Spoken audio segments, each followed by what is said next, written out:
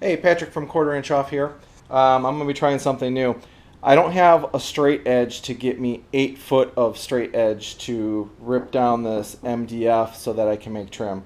So I went out and I got this Kreg jig that hooks to your saw. Now I tried it first on my Dewalt Cordless, and the Dewalt Cordless base plate has a bevel right here. So when you lock it in to this jig, it actually tips up and doesn't work well.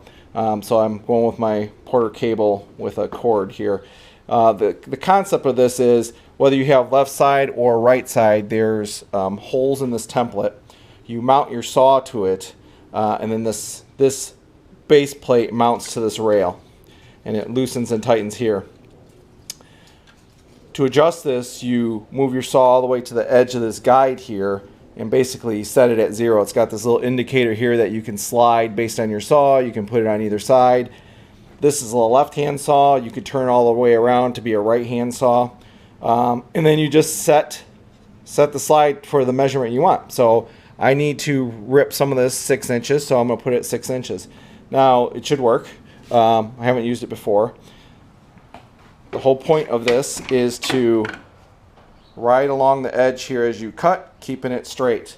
Now this works for plywood and everything else. It'll go up to 24 inches. My concern is on a lot of plywood I get, on the edge here you have the little glue dimples and bumps that could actually cause it to be wavy. But you know, you make it a little bit bigger and then you send the piece through your table saw and you should be fine. So I'm going to try this now and see how it works, and then measure to see how accurate it is.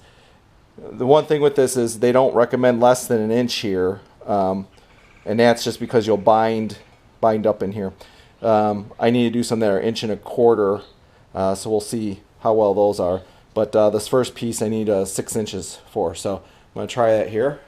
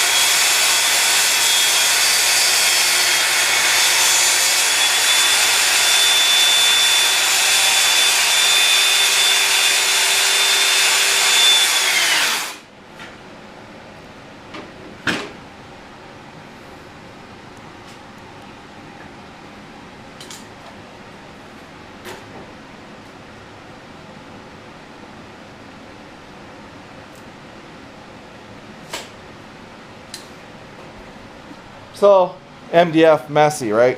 I did turn on my air vent. I got the garage door open. So when I look at this here, it looks to be about 1/8 of an inch short from the indicator. So I need to slide my adjustment over. For what I'm doing, that's fine. But for the other pieces, I need it to be more accurate. One of the complaints about this was, as you saw at the end here, the rail comes off the table before the cut's done. Now you still have the side thing here. And I just may not have had this supported well, so it tore the MDF a little bit.